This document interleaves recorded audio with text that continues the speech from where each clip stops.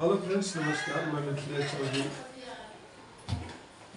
आज का जो सवाल है कि कौन सी भावना इंसान को बर्बाद कर देती है, तार तार करके रख देती है, कहीं का भी नहीं छोड़ती है, जड़ से उखाड़ कर फेंक देती है। तो सवाल हमारा है, जवाब आप लोग का रहेगा। चलो आप बोलो। बदले की भावना। इनका जवाब बदले की भावना है। आपका? Over thinking. आपका? स्वार्थ। आपका बोलो। आप बोलो। बदले की भावना। देखिए, बदले की भावना जो है ना, इंसान को जड़ से उखाड़ कर फेंक देती है, पूरा खानदान को खत्म कर देती है। बदला का भावना जिस दिन आपके अंदर आ गया तो समझो कि आपका विनाश निश्चित है। देखिए, रावण जैसा प्रतापी राजा आज तक हुआ नहीं। रावण जैसा गुणवान भी कोई नहीं पैदा हुआ था। राम उसके सामने कुछ भी नहीं थे। राम जो है नथिंग्स, रावण के सामने कुछ भी नहीं थे। एक चींटी मकोड़े की तरह राम की हैसियत थी। अयोध्या की, श्रीलंका में सोने का ही पूरे बिल्डिंग बने हुए थे, और अयोध्या में क्या था, कंकड़ पत्थर मिट्टी के ही बिल्डिंग थे। तब सोच सकते कि उसका साम्राज्य कितना था। जितने भी देवी देवता आए थे ना, उसके नौकर थे। चाहे पवन हो, चाहे अग्निदेव हो, सारे उनके बंधक थे, नौकरी करते थे, उनके पास जॉब करते थे। तो सोच सकते हो कि रावण कितना प्रतापी राजा था।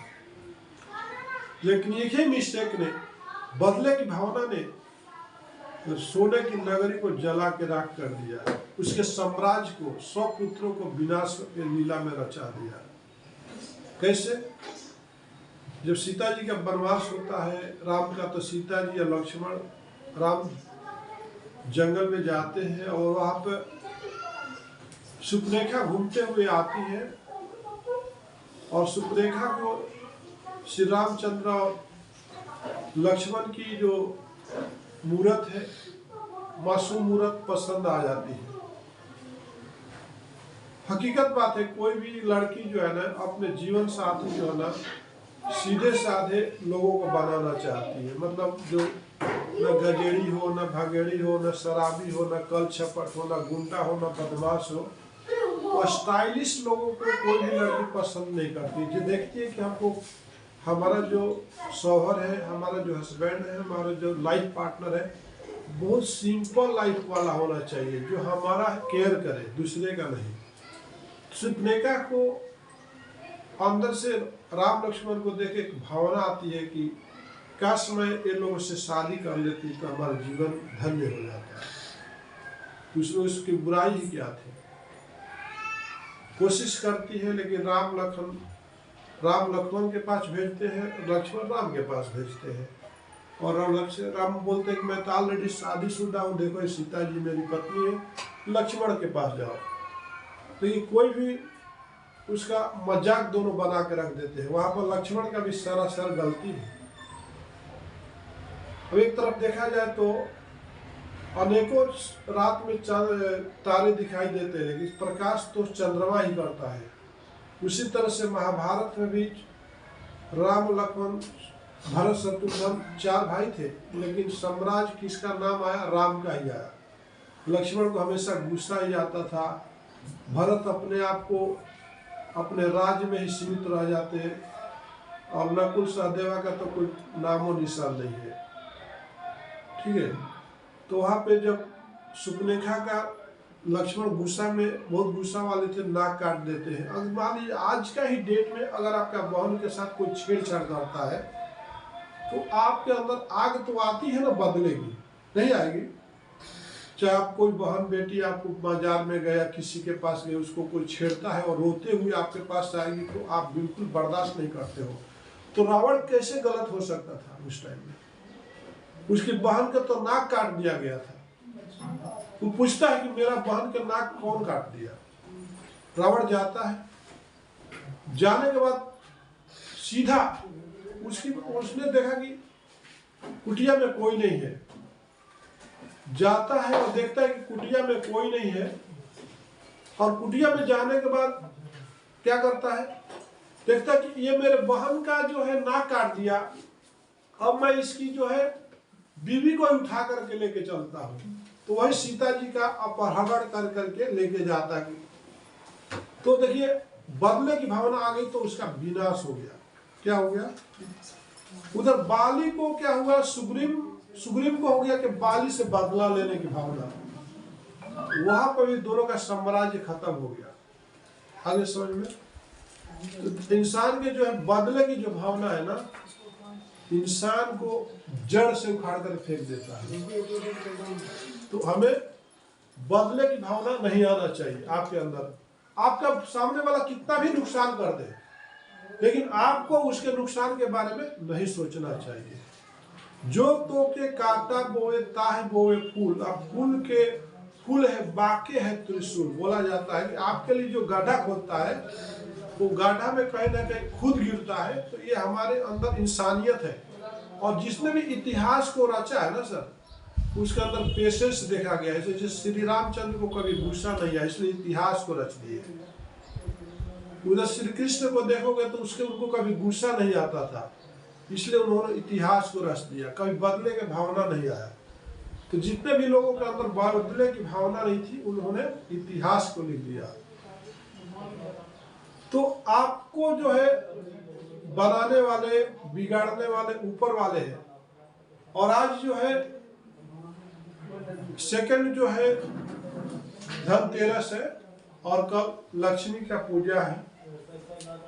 तो उस पर मैं आपको एक छोटा सा म्यूजिक कंपोज किया हूँ कि मेरी हालत पर दुनिया हंसे तो हंसे, आपका मुस्कुराना मुनासिब नहीं। कहने का मतलब कि हमारी जो हालात है, दुनिया हंसे मगर हे प्रभु आपको, हे मेरी माँ लक्ष्मी माँ, आपको मुस्कुराना जो है शोभा नहीं देगा। अब चलिए हम लोग आते हैं इस पर। मेरी हालत पर दुनिया हंसे तो हंसे, मेरी हालत पे दुनिया हंसे तो हंसे, आपका मुस्कुराना मुनासिब नहीं, आपका मुस्कुराना मुनासिब नहीं। ठोकरे खाकर मैं दर बदर को फिरूं, ठोकरे खाकर मैं दर बदर को फिरूं, गैर के दर पे जाना मुनासिब नहीं। कि मेरी हालत पे दुनिया हंसे तो हंसे, मेरी हालत पे दुनिया हंसे तो हंसे, आपका मुस्कुराना मुनासिब नहीं। कहने का मतलब कि हे माँ, हे लक्ष्मी माँ, आज जो मेरी हालात है उसमें भले ही दुनिया हंसे, मेरे भाई बहन, मेरे रिश्तेदार, मेरे दोस्त हंसे, लेकिन आपको हंसना मेरी हालत पे आपको मुनासिब नहीं दिखता है। जब भी मांगा गैर के दर पर जाना मुनासिब नहीं। मानता हूँ कि आपने हमको सहारा दिया, मानता हूँ कि आपने हमको सहारा दिया। जब भी मांगा वक्त सब कुछ दिया, जब भी मांगा वो वक्त ने हमें सब कुछ दिया। जब भी मांगा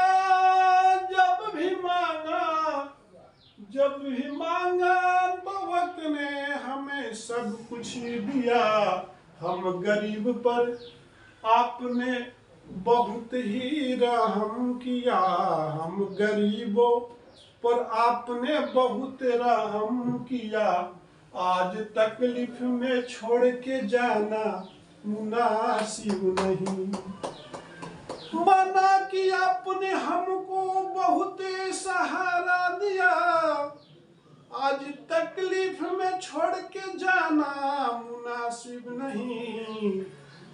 कि हाल क्या है कि हाल क्या है दिलों का न पूछो सनम, हाल क्या है दिलों का न पूछो सनम, आपका मुस्कुराना मुनासिब नहीं। तालियां हो जाए। Right, close.